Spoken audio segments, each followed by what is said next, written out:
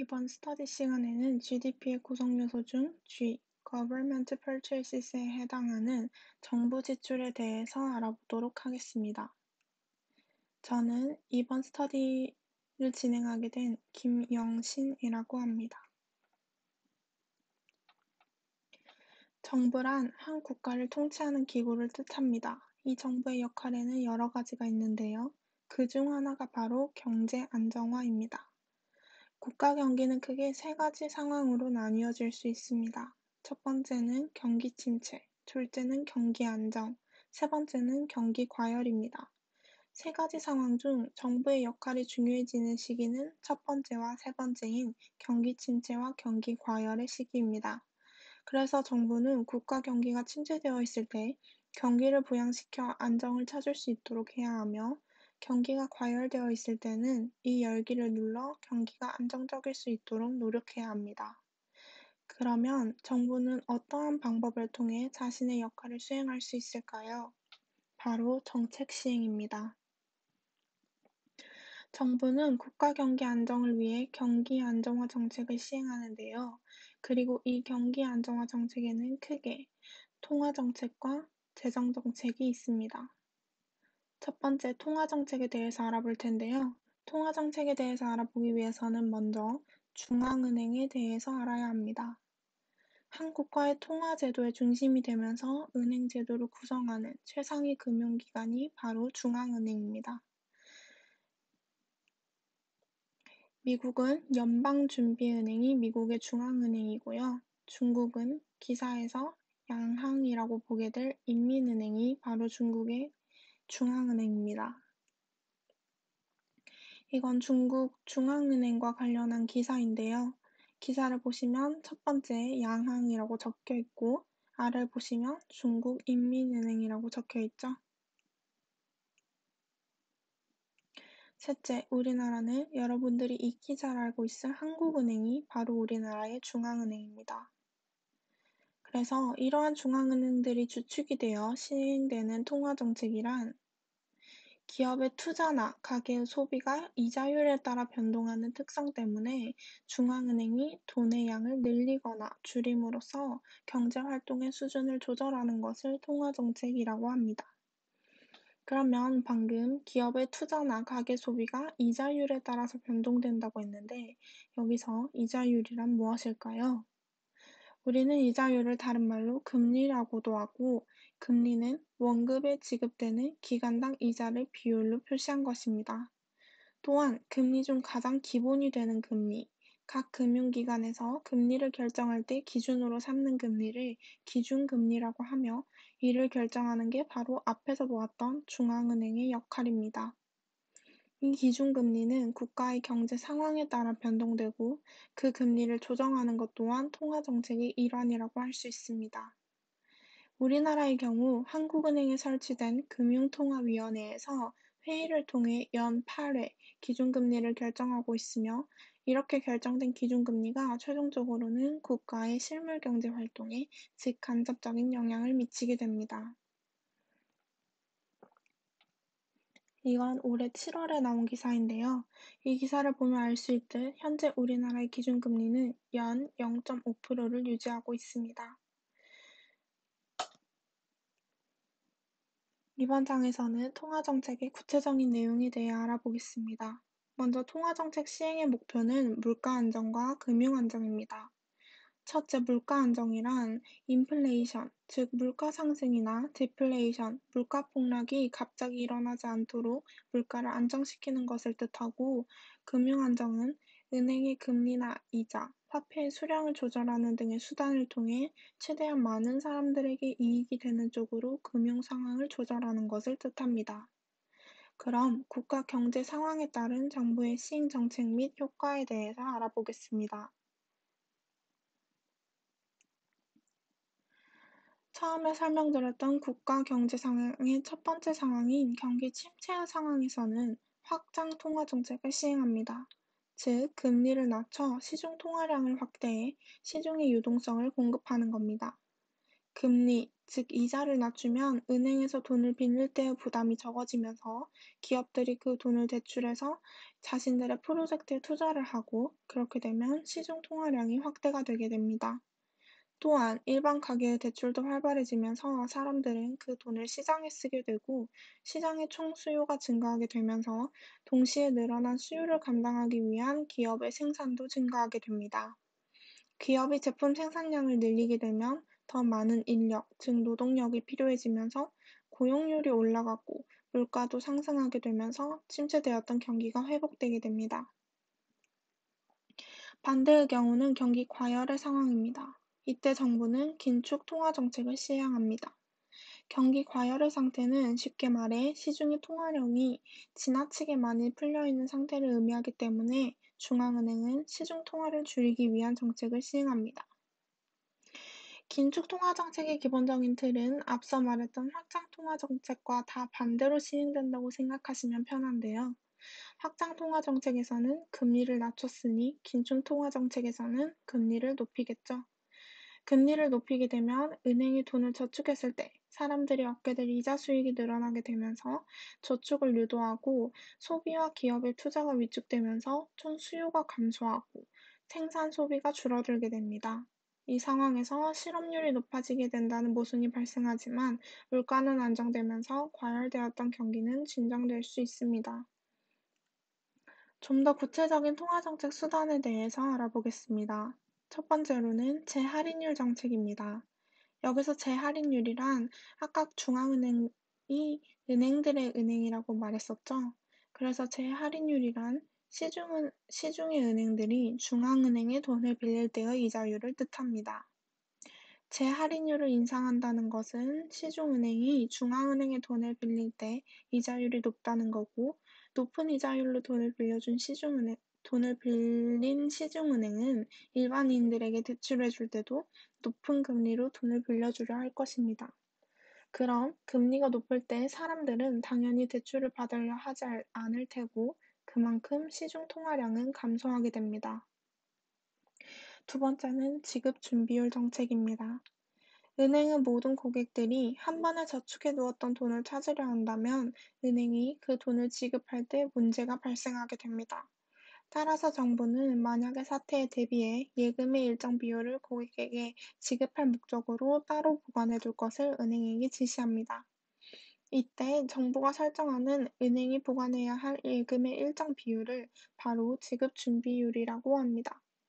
지급 준비율을 인하한다는 것의 의미는 은행이 가지고 있는 돈 중 의무적으로 보유하고 있어야 할 돈의 비율이 적어진다는 말이고, 그만큼 은행은 더 많은 돈을 시중에 대출 가능해진다는 의미로 볼 수 있습니다. 마지막으로 공개시장 조작은 중앙은행이 인위적으로 시중 국채 매매에 관여해 유동성을 조절하는 방법입니다. 중앙은행이 채권 시장에서 채권을 매입하거나 매각함으로써 시중의 통화량을 조절합니다. 중앙은행의 채권 매입과 매각 과정에서 화폐를 지급하거나 가져오게 되고 이 과정을 통해 시중의 통화량이 조절되게 됩니다.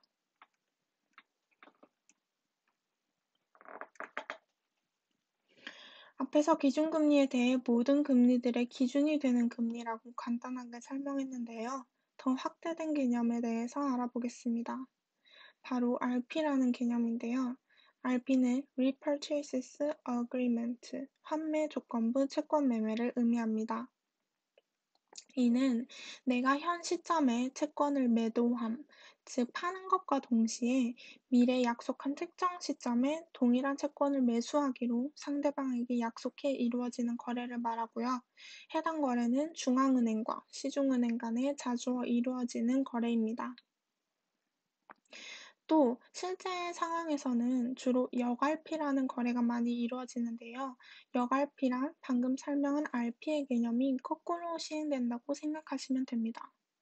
그래서 그림을 살펴보면 중앙은행이 특정 채권을 시중은행에 100원을 주고 사면서 동시에 일주일 후에 똑같은 채권을 은행에게 102원에 받고 팔기로 약속했다면 나는 7일 동안 은행에게 채권을 담보로 100원을 빌려주고 7일 뒤에는 그 채권을 은행에게 다시 돌려주면서 이자 2원을 챙기게 되는 겁니다. 이런 거래가 단기 자금 시장에서는 금융기관 간에 매일 엄청난 규모로 많이 일어나게 되는데요. 앞서 말했던 공개시장 조작의 개념과 연관지어 중앙은행은 시중 유동성 조절을 목적으로 금융기관을 상대로 RP를 매수하거나 매도하기도 합니다. 내가 은행에 100원을 주고 채권을 샀다면 은행은 나와 약속한 일주일 동안은 나에게 받은 100원을 시중에서 유통할 수 있겠죠. 그렇게 해서 시중의 유동성이 확대되는 겁니다. 그런데 이때 내가 100원을 주고 산 걸 102원을 주고 은행이 다시 사갔다면 채권 담보의 이자율은 2%가 되겠죠. 이때의 이자율, 즉 이때 적용되는 금리를 중앙은행은 기준금리로 결정합니다. 근데 이때 적용되는 금리가 왜 기준금리가 되느냐 하면 금융기관이 중앙은행의 RP 매매를 2%로 할 수 있는 상황에서 시중 단기 조달금리가 2%보다 높은 상황이라면 자금이 필요한 금융기관은 당연히 시중 단기 자금 시장이 아닌 중앙은행을 통해 자금을 구하려 할 것입니다. 반대로 시중 단기 조달 금리가 2%보다 낮은 상황이라면 자금을 빌려주는 금융기관은 단기 자금 시장을 통해서가 아닌 중앙은행과의 거래를 통해 높은 이자를 받으려고 할 것입니다. 그래서 금융기관 간 거래든 시중에서 이루어지는 초단기 시장 금리든 결국 중앙은행이 정한 RP 적용 금리에 수렴하게 될 것입니다. 그래서 결국 RP 매매 적용 금리가 곧 기준금리가 되는 거죠. 금융기관들의 초단기 조달 금리가 중앙은행에 의해 결정되게 되면 전반적인 채권 시장의 단기금리, 장기금리, 은행의 예금금리, 대출금리 등의 변동으로 이어지게 됩니다. 그리고 이는 실물 경제까지도 영향을 주게 됩니다. 그럼 중국의 경우로 넘어가 보겠습니다. 중국의 경우 특별한 시장 금융 구조를 가지고 있습니다.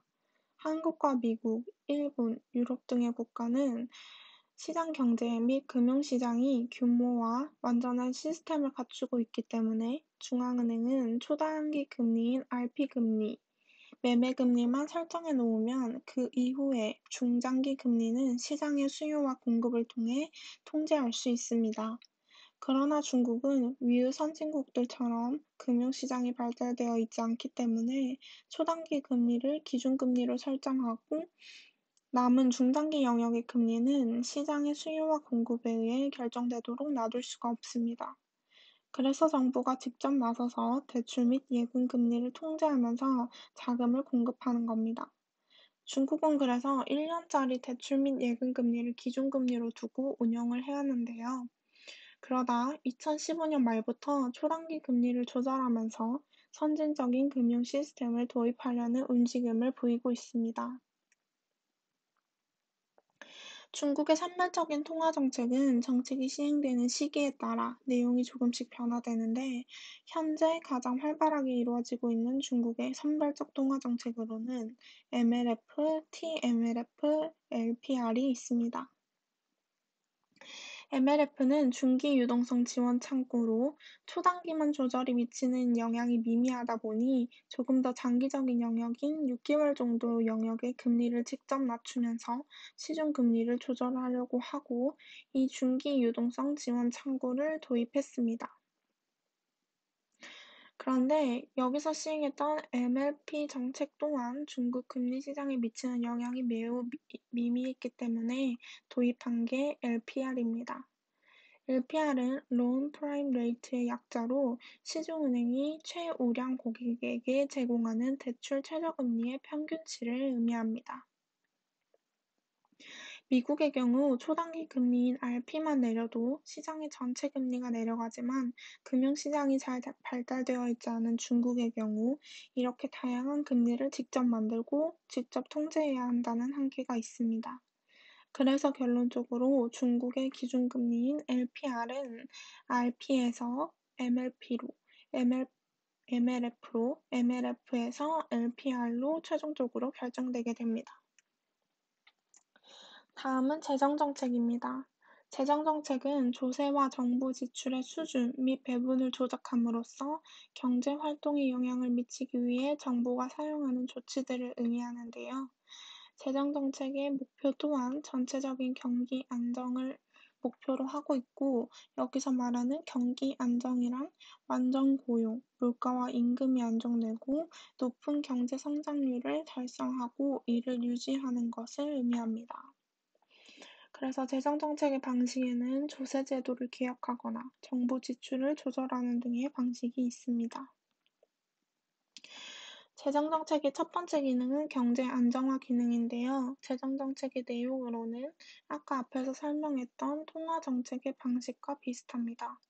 그런데 여기서 경기 침체, 그 상황과 경기 과열의 상황에서 정부 지출을 증가시키거나 정부 지출을 감소시킨다고 나와 있는데, 여기서 정부 지출을 증가시킨다는 의미는 정부 차원의 공공사업을 시행을 해서 투자를 확대하고 일자리를 창출하는 것을 이야기를 하고, 이렇게 하면 국가 생산력이 증가하는 효과까지 불러일으킬 수 있습니다. 두 번째 기능은 경제 발전의 기능입니다. 정부가 기업에 여러 가지 조세 감면 조치를 취해서 투자 의욕을 불러일으키기도 하고, 기업이 장기에 걸쳐 거액의 자금을 필요로 하는 사업이나 사회 간접 투자에 대해서 정부가 직접 투자를 하거나 자금을 빌려주는 것도 해당됩니다. 또 정부가 기술 개발을 위해서 연구소를 세우거나 직업훈련소를 설치해서 운영하는 것도 모두 경제 발전을 지원하는 일이라고 할 수 있습니다. 세 번째는 소득 재분배 기능인데요. 국민들의 경제활동 능력 차이 등으로 소득 분배가 균등하게 이루어지지 못하는 데에 대해서 정부가 재정정책을 시행을 해서 소득 격차를 완화하기 위한 노력을 기울이는 것을 이야기를 합니다. 그래서 예를 들어서 개인 소득에 대해서 누진세를 적용을 시켜서 세금을 징수하거나 고급 승용차나 귀금속 등의 사치품에 대해서 좀 높은 세율을 부과를 하는 것 모두 계층 간의 소득 격차를 줄이려는 시도로 볼 수 있습니다. 마지막으로는 현재 발생한 코로나19와 중국의 상황에 대해서 알아볼 텐데요. 모두 알다시피 코로나19로 인해 여러 국가 경제는 비상 상황을 맞닥뜨리게 되고 있고요. 대한민국 정부 또한 국민과 기업을 상대로 대출을 확대를 하고 세금을 인하하는 등의 여러 가지 재정 정책을 시행해 왔습니다. 그럼 중국의 상황은 어떨지 살펴보겠는데요. 2020년 4월 중국 정부는 중국의 1분기 경제 성장률을 발표를 하면서 자신들이 코로나와의 전쟁으로 인해 1분기 GDP가 6.8%가 감소했다고 밝혔습니다. 그래서 이 6.8%가 감소했다는 이 수치는 중국에서 92년도부터 분기별 성장률을 발표한 이래 가장 낮은 수치라고 합니다. 이에 대해서 중국 정부는 어떤 대응책을 내놨을지 저희의 퓨빅 데일리를 통해서 살펴보겠습니다. 지금 글은 지난 3월 데일리 헤드라인인데요. 여기 보면 알 수 있듯 중국인민은행은 코로나19로 인한 경기 침체를 방지하고 금융시장을 안정시키기 위해 정책금리인 여갈피와 MLF 금리를 큰 폭으로 인하했습니다. 이에 따라서 LPR 금리 또한 당연히 인하가 되었겠죠. 대표적인 정책금리들의 큰 폭이 인하되면서 실물경제가 주체가 부담하는 대출금리가 사상 최저치로 하락하게 되었다고 합니다.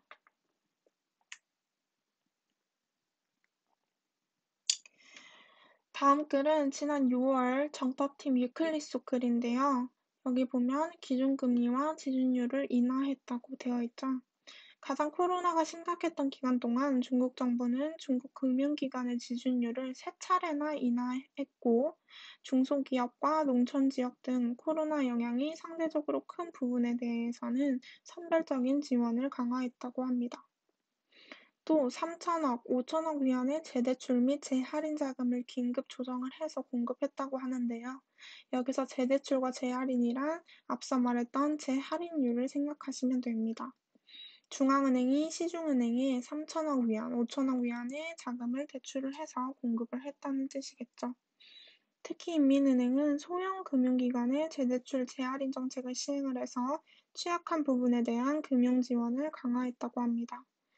또한 중소기업에 대한 대출 원리금 만기를 연장하거나 특수목적 법인 설립을 통한 신용대출을 확대하는 등 새로운 통화정책 수단을 도입을 해서 금융정책을 확대했다고 합니다.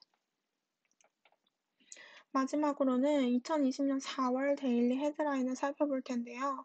여기 또한 내용을 보면 부가세 감면을 시행하고 우대금리를 제공을 하고 다양한 통화정책과 재정정책으로 기업들의 어려움을 해결하기 위해서 중국 정부가 노력했다는 내용이 나와 있습니다. 이번 시간에는 GDP의 구성 요소인 G, 정부 지출에 대해서 이야기해 봤는데요.